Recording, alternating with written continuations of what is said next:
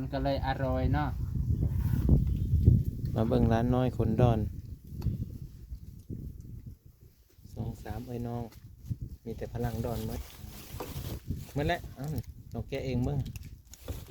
เอาขนมมาให้กิน แอดดี้บอก ผู้นั้นได้หมดบ่ผู้ แอดดี้เบิ่แล้ว ผู้ชายนี่ซื้อนั่นเลยก่อนปันเอ้ยเนี่ยอันหนึ่ง ไอ้ห้ำน้อย อันนี้ ถ้าเจ้าผู้นี้สิซื้อห้ำน้อยเนาะ ผู้นั้นสิแกะเป็นบ่เอาเขาแกะเองเบิ่งอ่ะ จะได้บอก อยู่พี่นี่เขาขายก้อนเท่าไหร่นี่ฮะ อืม มันช่องผัดอยู่แล้ว อืม อันนี้แม่นลูกพ่อยดีบอกสงสัยเป็นลูกพ่อบ่ เบิ่งในสีผิวลูกกับสีผิวพ่อ หมูตา มันต่างกันแท้ อันห้าทามในตอนออกมาน้อยๆปลุดออกมานี่สีเพิ่นจังซี่เลยบ่พ่อ บ้า บ่คือบ้านเฮา อืม มันแดง แดง แดง มันแดงสีแดงแดง อ๋อตอนนั้น แต่พ่อมเนี่ยเอาคือว่าพ่อมเนี่ยมันดอก อืม พ่อมในดอก ผมในดอนเลยตอนน้อง ประมาณนับเป็นมือแล้วนะมันข้าวขึ้นนะ ตั้งแต่ออกมา เอาบ่บ่ง ก็เริ่ม เอาบ่งบ่ เป็น บ่ง เออพ่อมในดอนโลดออกมา แต่ว่าผิวน่ะแดงอยู่ แดง เขาก็คิดว่าเด็กน้อยทั่วไปเนาะ เออ ผิวแดงแต่เขาบ่ค่อยเห็นดอกเด็กน้อยผิวแดงเนาะ อันนี้มันข้าวขึ้นประมาณ บ่เห็นเลยบ่นางแบบแหนมเบิ่งนี่บ่เห็นบ่ เริ่มเห็น อื คน ม ขึ้นข้าวแล้ว ตกใจว่าตอนใดมาใหม่ รู้ได้ทุกอย่าง ๆแต่ธรรมดา ธรรมดา แต่ว่าตอนนั้นก็เห็นตาน้องนี่ก็เป็นสีฟ้าแล้วบ่หรือเป็นสีดำหรือบ้านเฮา เป็นชีวิตแบบนี้เลยสิ เอา อืมเบิ่งแหนมมาดูแหนมพี่ดูแหนมเห็นบ่บ่เห็นเลย เห็นบ่อายนี่ เพราะว่า มันแซ่บบ่ มี4คนนี่เนาะ แซ่บตาบ่ด้วย แซ่บตา ทั้งเบิดนี่สี่ กองไว้ผู้ใดสิกินหลายกว่ากันกองไว้ แม่ลูกก็ กองไว้เด้อ แต่ว่าบ่เป็นจังไดบ่เป็นแบบนี้ บ่อด เออ ำช่องก้อนนั้นด อืม ำสามมันดอน แสดงว่าพอมีลูก6คน คนหกทั้ง 6ผู้เสียเนาะ2คนไอ้2คนสีดำนี่เป็น อืม อ้าย ไป เล เลย ย พวกนี้เบิด แม่ นี่แหละมันก็เลยแบบสงสัยแทนที่สีดำเอาสีดอนเบิด เนาะ พอได้2คนทางหน้าพอได้ดำ เล่นเกม อืม เขาเล่นเกม ห้ามเมื่อแล้วบ่ห้ามอันนี้นี่เพิ่นเลยสิกินหลายเก็บซ้อนไว้เด้อเพิ่นเลยสิกินหลายกว่ากัน ทำสถิติเพิ่นเลยจะว่าได้เป็นวัดเด้อจะเป็นวัดเด้อเอานี่เอาให้น้องดู ร้านหน่อยเบิ่งบ่อยากคันใน เออมีเห็นเลยเนาะ จนได้ก้มมาข้างนี้ คันพอบ่อยู่แม่บ่อยู่ ติ นะครับอยู่น้ำไฟป้าน้ำไฟอยู่ ปลามีแล้วคนมาอยู่มีแต่ปลา ป้ามาอยู่ เล่นน้ ปลามาเล่น ำไว้เขาอยู่คนเดียวเด้เนาะ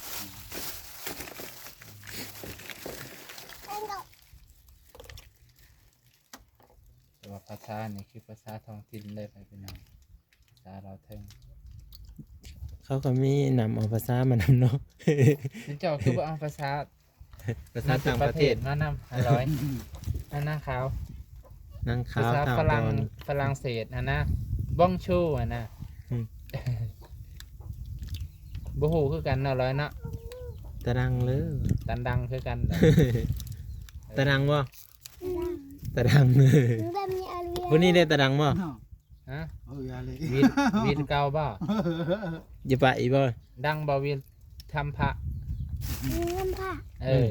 เพิ่มบ่ เพิ่นเลิกเคยไป เพิ่ม แน่ เพิ่ม เพิ่ม คนนี้ดิหนังขาวได้เคยไปบ่ ไม่เคย บ่เคย บ่เคย เคยไป เคยไปบ่ขาวบ้านกะลาง บันกะลา อืมเมื่อนั้นเจะไปตะแล้วเจากกระพานเด้กะลางปืน กำลังใหญ่ ล้างตาจ่อยดิ โอ้อันนั้นเหรอ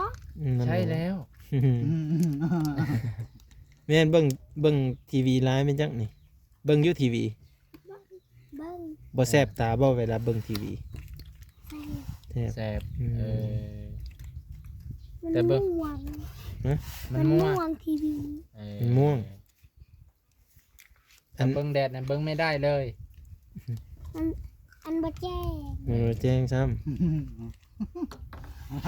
เออ นี่เขาเบิ่งอันนี้ตัวนี้นี่คง โอ้ เขาประชา อืม ภาษาลาวเขา ได้เอาเฮ้ยได้ไหมเอาเฮ้ยนำ นั่นครับบ่ได้ไปเฮียนบ่มื้อนี้โน่เลยเนาะ นางขาวเห็นห้องเหรอห้องไหนนางขาว บ่นึง บ่นึงอันนี้ดิเท้านี่ดิ บ่นึง บ่นึงคือกัน โอ้เก่งเลยสัน เห็นพร้อมกันเลยเนาะ ชาวหามเฮียนป ป หนึ่ง สอง ปสอง ปสองเลย แม่นปสองแม่นคิโตะนะ ขึ้นไว้แท้ แพ้แสงเนาะตาแพ้แสง เบิ้งเด้อนี่ป้าเบิ้งหามให้จับ จั่ว นี่ เอาจั่ว พูดคนละอันคนละสีเลย คนละสีคนละผิว ผิวคนละสีจังอันแล้วเพื่อเลิกกินได้จังอันเลยนี่ฮะ ใครสิเป็นหวัดก่อนเด้อ เออ พอได้เป็นหวัดก่อนนี่ อืม จะได้ถึกฉีดยาแล้วเนาะพอเนาะพอได้เป็นหวัดถึกซักยาเด้อ แม่ของผม อืม นางขาวประจักษ์สิถึกซักยาก่อน ระวังเด้อ คุณดา ฮอนด้าบ่ ฮอนด้าดิฮอนด้าเมื่อแรกขนมน่ะเอาเนี่ยเอาเฮ็ดเลยเอานบ ขอบใจ ขอบใจดู ใจ นี่เอาอีกอันหนึงเนี่ยเอาจะเห็นขอบใจงามๆเด้เนาะขอบใจเด้อวันนี้เออ ใจเด้อแกะเป็นบ่ นางขาว เอาปากแกะ ข้าวดอน ลงมาก่อืม ไปไหมไปโลไปวันหลังค่ะ มาพลังน้อย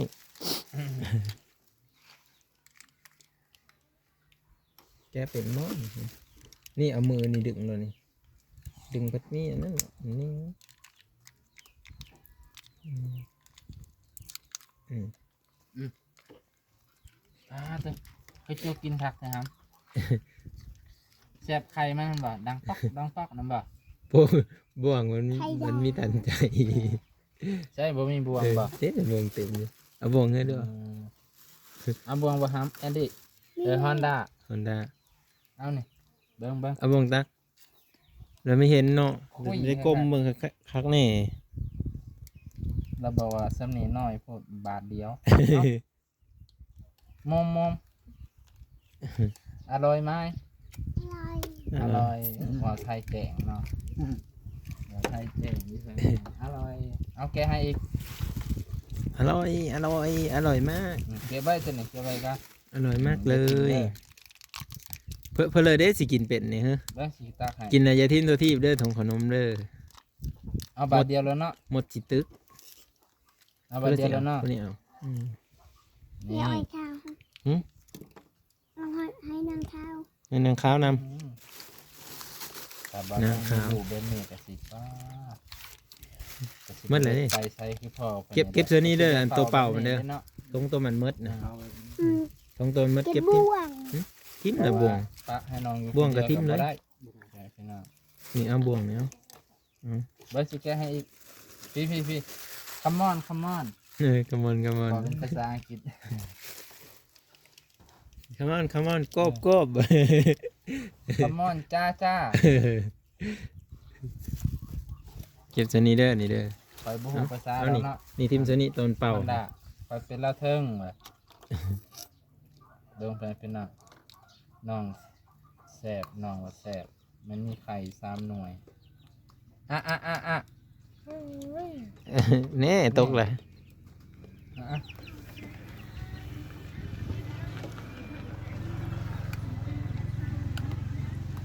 อ่ะสบายดี เราไปหาฮดนั้นทักสีเลย อารมณ์ดีพ่อยังก่อนเนี่ย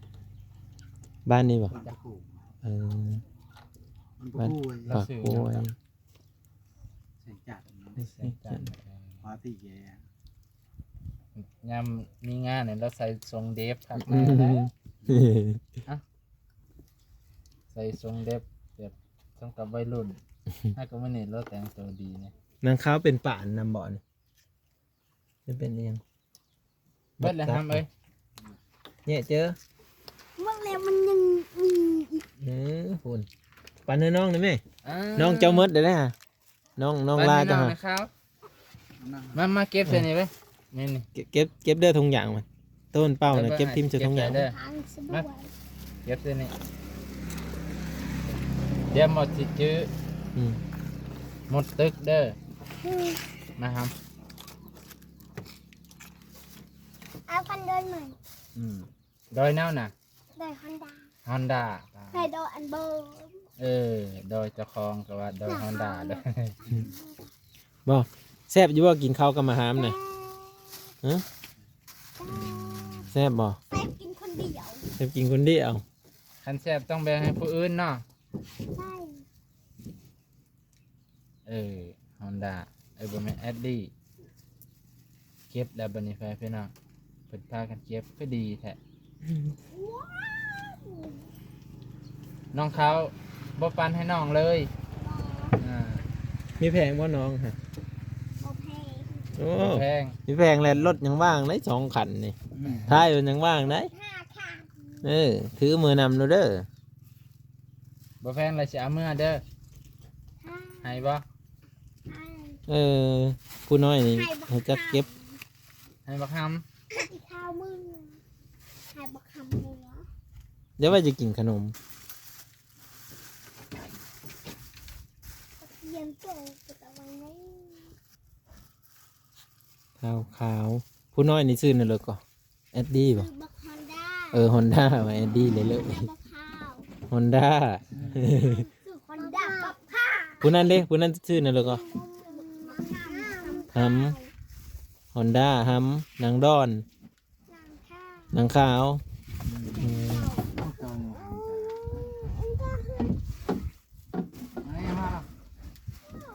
บัดไปโรงเรียนได้ย่างไปบ่ ย่าง บัดในครูสอนหนังสือได้เห็นอยู่บ่ซะอ่านได้แหละอ่านฮอดเสือแล้วป .1 นี่เขียนชื่อเบิ่งหน่อยติเขียนเป็นอยู่ซื่อฮะเป็นอยู่ เป็นบ่ แต่ว่าแหละยามครูสอนคือสิแนมบ่เห็นเนาะพ่อเนาะ ผู้เอ้ยไหนพอเห็นอยู่ นางขาวนี่พ่อแนมเห็นอยู่แต่น้องนี่ห้อยก็สิบ่จุอยู่ทางหน้าไอ้ดีดอกก็ยังบ่เห็นจนได้สิได้จุกระดานหมดแล้วลำบากเติบนะพี่น้องการใช้ชีวิตน้องผู้หลานี่แห้งแล้วแหละตามเบิ่งบัดถือแดดบ่มันยังแดงอันเนี้ยมันมีถือแดดกับปกติเนาะ โค้งหน้านะคือพออยู่เนาะต่างแต่ผิวซื่อ ตั้งแต่ผิว ๆโค้งหน้าคือพอ ไม่เอาผู้ที่ซี่อีบ่นี่ อย่าว่าเอาผู้ที่ซี่เอามากับขาวอีกโอ้ยโทษว่ะมีแต่คนเปลือกมาเลยคนเปลือกคนดอน เดลทีฟ หืม ที่ น้องขาวอยากได้รถถีบกันนะเป็นคอไปตั้งแต่คลิป แม่ ก่อน เกือบได้เสื้อ ระวังมันบาดมือด้วยนะจกไปแล้วดิ มอสตา น้องขาวเท้าดอนฮอนด้า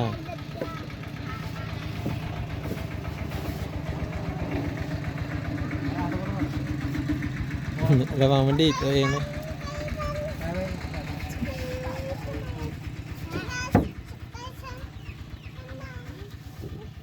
บะเสื้อจ่าบังคับไม่มีขนมเยอะ ได้เบิ่ง ได้โทรศัพท์ พอได้บ่มีขนมเยอะก็สิเล่นได้ขนาดโทรศัพท์